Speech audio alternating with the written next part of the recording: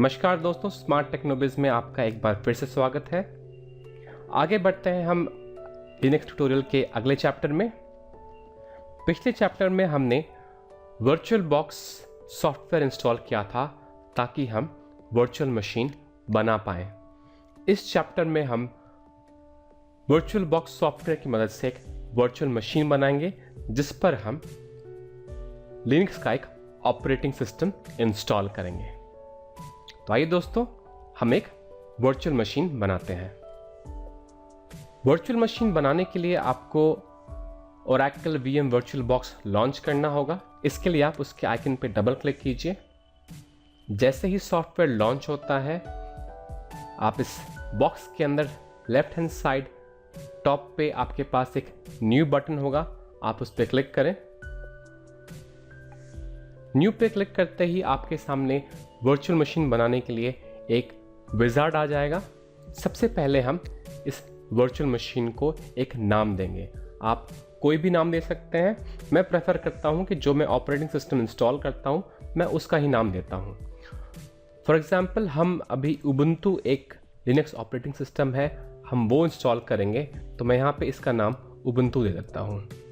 जैसे ही आप नाम टाइप करते हैं, अगर आपने कोई जेनरिक नेम नहीं दिया है, अगर आप कोई ऑपरेटिंग सिस्टम का नाम दे रहे हैं, तो ये ऑटोमेटिकली समझ जाएगा कि ये ऑपरेटिंग सिस्टम किस फैमिली को बिलोंग करता है। जैसे कि मैंने यहाँ उबुंटू लिखा है, तो आप देख सकते हैं नीचे टाइप में ऑटोमेटिकली लिनक्स और उबुंटू आ गया है। अगर मैं इसमें कुछ और नाम देता, फॉर एग्जाम्पल अगर मैं फिर से न्यू पे क्लिक करूँ, तो आप देखेंगे नीचे बाय डिफ़ॉल्ट माइक्रोसॉफ्ट विंडोज़ है।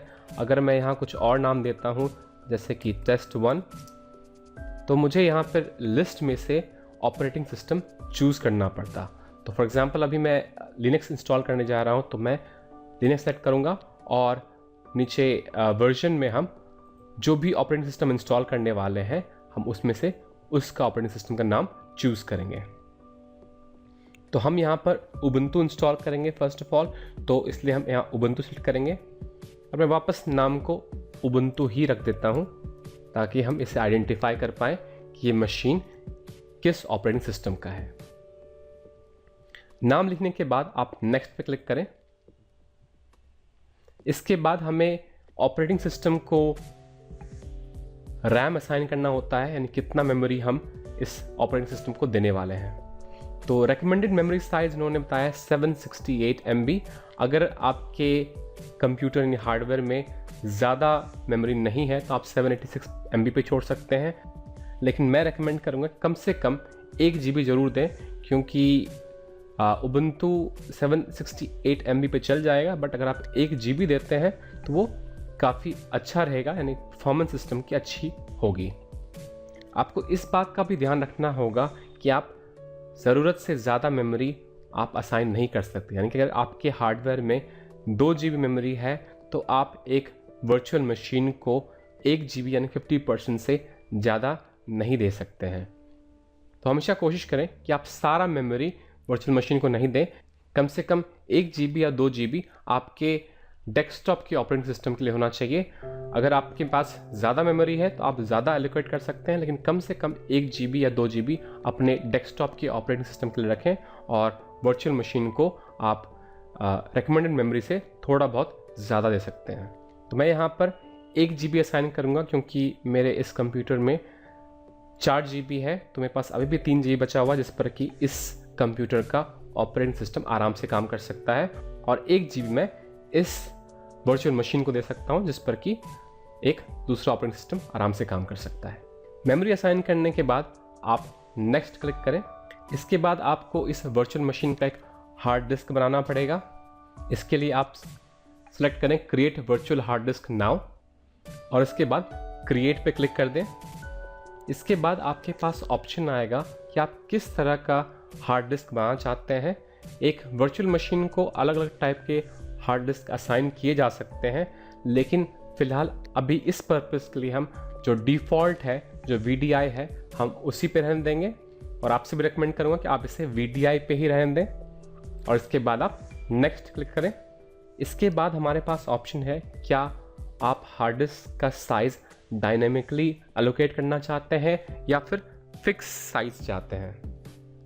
डायनामिकली एलोकेटेड साइज में होता ये है कि अगर आपने 10 GB असाइन किया है और लेकिन अभी आपका जो ऑपरेटिंग सिस्टम वो सिर्फ 4 GB यूज़ कर रहा है, तो आपके हार्ड डिस्क साइज से सिर्फ 4 GB लिया जाएगा, बाकी अनयूज स्पेस उसमें नहीं लिया जाएगा। और जैसे जैसे साइज़ बढ़ता जाता है वैसे वैसे हार्ड डिस्क के साइज़ लिया जाएगा, तब तक जब तक कि आपका हार्ड डिस्क का साइज़, जो वर्चुअल मशीन का हार्ड डिस्क का साइज़ है, वो 10 GB नहीं पहुंच जाता। और 10 GB के बाद आपका वर्चुअल मशीन जो है वो शायद काम करना बंद कर देगा या फिर उसमें प्रॉब्लम्स आएंगी।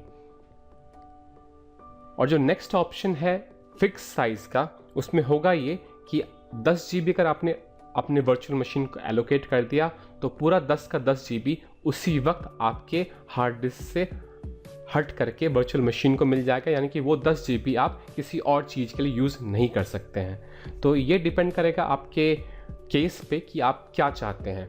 फॉर एग्ज़ाम्पल मेरे पास काफ़ी स्पेस है तो मैं फिक्स साइज़ यूज़ कर सकता, यानी कि मैं 10 GB स्पेस इस वर्चुअल मशीन के लिए लॉक कर सकता हूँ, ये किसी और जगह यूज़ नहीं होगा। अगर आपके पास उतना ज़्यादा फ्री स्पेस नहीं है तो आप डायनेमिकली अलोकेटेड स्पेस यूज़ कर सकते हैं, जिसमें कि आपका शुरुआत में कम स्पेस लगेगा और धीरे धीरे जैसे वर्चुअल मशीन के अंदर का साइज़ बढ़ता जाएगा हार्ड डिस्क पे, वैसे वैसे ये खाली जगह को इस वर्चुअल मशीन को एलोकेट करता जाएगा। वैसे भी स्टार्टिंग के लिए मैं आपको रेकमेंड करूँगा कि आप इसमें से कोई भी चूज़ कर सकते हैं। आप साइज़ सिर्फ 10 GB रखें, और मुझे लगता है कि 10 GB बहुत ज़्यादा स्पेस नहीं है, तो ये आसानी से आप एकोमोडेट कर सकते हैं। तो फिलहाल मैं यहाँ पर डायनेमिकली अलोकेटेड साइज़ लेके चलूँगा और नेक्स्ट पे क्लिक करूँगा। इसके बाद आपसे पूछा जाएगा कि आप किस लोकेशन में इस हार्ड डिस्क को सेव करना चाहते हैं और कितना साइज़ देना चाहते हैं। बाय डिफ़ॉल्ट यहाँ पे 8 GB स्पेस है, मैं इसको बढ़ाकर 10 GB करूँगा। आप चाहें तो इस हार्ड डिस्क का जो लोकेशन है वो आप चेंज कर सकते हैं। बाय डिफ़ॉल्ट ये हार्ड डिस्क C में बना रहा है, तो अगर मैं चाहूँ तो इसका लोकेशन चेंज कर सकता हूँ।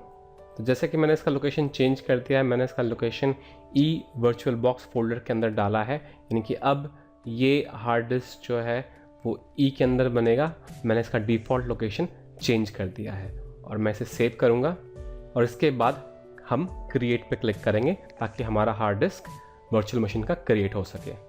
तो आपने देखा कि जैसा एक रियल कंप्यूटर नहीं कि एक हार्डवेयर कंप्यूटर में जो जो चीज़ें होती हैं वो चीज़ें ऑटोमेटिकली एक वर्चुअल मशीन के लिए यहाँ पर बन गया है। आप देख सकते हैं कि हमारा अब वर्चुअल मशीन क्रिएट हो गया है और आपके सामने लेफ्ट हैंड साइड में वर्चुअल मशीन का नाम है और राइट हैंड साइड के पेन में इसकी कॉन्फ़िगरेशन मौजूद है, जिसमें इसका मेमोरी साइज़ है और इसके अलावा इसकी बाकी कॉन्फ़िगरेशन है। तो अभी इस मशीन के अंदर हमने कोई सॉफ्टवेयर इंस्टॉल नहीं किया है, तो अगर हम इसे स्टार्ट करेंगे तो ये मशीन स्टार्ट नहीं होगा।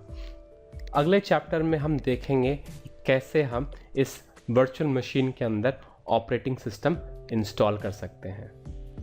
आगे आने वाले चैप्टर्स में हम देखेंगे कैसे हम इस वर्चुअल मशीन के अंदर एक ऑपरेटिंग सिस्टम इंस्टॉल कर सकते हैं। दोस्तों, हमने अब एक वर्चुअल मशीन बना लिया है और अगले चैप्टर में हम लिनक्स ऑपरेटिंग सिस्टम के कुछ कॉन्सेप्ट देखेंगे और देखेंगे कि कैसे हम ऑपरेटिंग सिस्टम इंस्टॉल कर सकते हैं। और दोस्तों, ये कोर्स बिल्कुल फ्री है। आप अगर इसे डाउनलोड करना चाहते हैं आप ये लिंक फॉलो कर सकते हैं smarttechnobiz.com/tut। अगर आप इसे YouTube पे फॉलो करना चाहते हैं तो आप ये लिंक फॉलो कर सकते हैं youtube.com/c/smarttechnobiz। अपना समय देने के लिए आपका बहुत बहुत धन्यवाद। मिलते हैं अगले चैप्टर में।